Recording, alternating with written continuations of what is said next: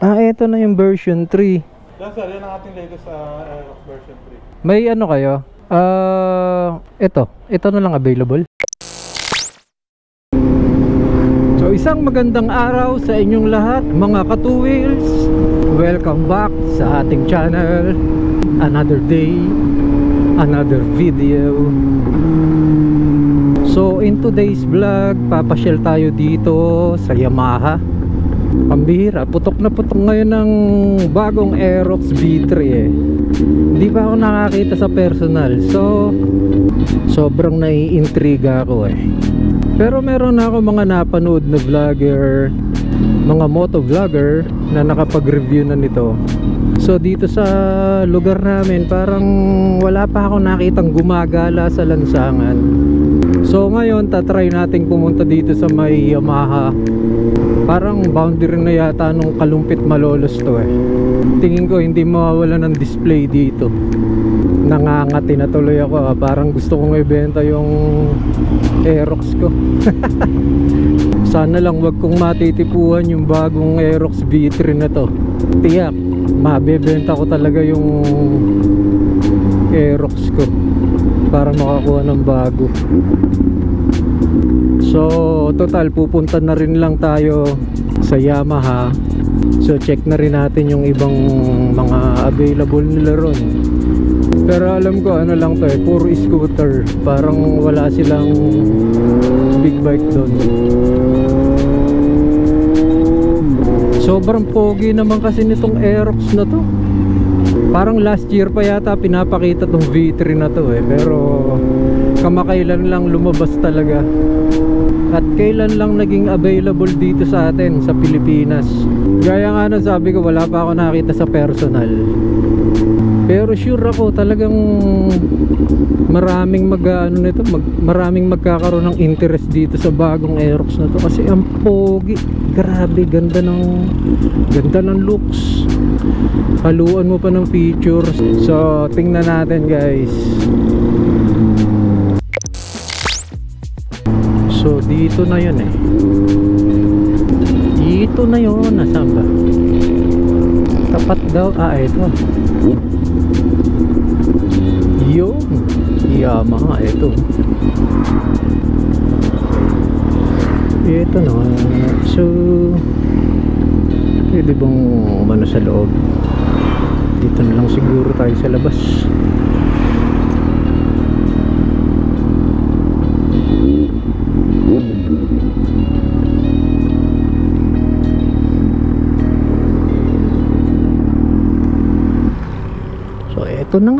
Ito na. Wow, daming display sa loob. Sana may Aerox V3 para masilip natin. Ito na yung version 3. Bablog ka ba sir? Magbablog po sana ako, okay. Ayan na, sige. Kala ko bawal. Sasama nga ako sir. Oh. Yan sir, yan ang ating latest Aerox version 3. Actually yung pinsan ko nagtanong sa akin kanina. So kukuha siya ng Aerox cash. Pwede naman sir. May ano kayo? Ito na lang available. So ito guys yung standard na Aerox.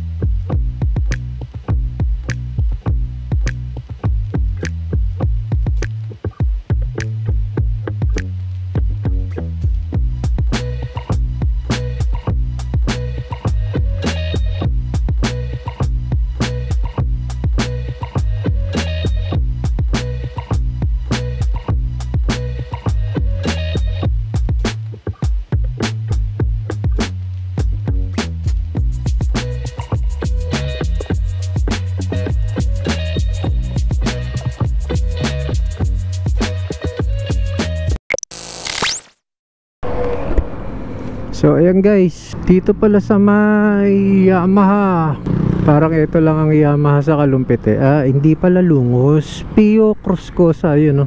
Dealer John William Marketing Corporation, Pio Cruzcosa, Kalumpit, Bulacan. So ayan yung Yamaha. Meron din silang mga second hand dito guys na pwede nyong pagpilian. So dito lang yan sa may, ayun, papuntang Malolos or pa Manila, pa southbound. So ito yung pa northbound, ito papuntang Pampanga. So guys, ang Aerox pala, yung bagong Aerox, ang iba-ibang kulay pala yung standard lang. So kapag ka special, isang kulay lang siya, wala ka pwedeng pagpilian. So isang kulay lang talaga siya sa special edition. So nakita na natin yung finally nakita ko na yung bagong Aerox sa personal. Poging pogi. Maski pala yung standard naka ano na siya, naka disc brake na yung likod. So may mga nabago sa kanya. Yung likod niya ano na eh, parang R3. Tapos kinuha rin yung mga decals sa R series ng Yamaha. So excited ako makita yung special edition ng Aerox B3. Kaso wala eh, wala silang available. So antay-antay tayo.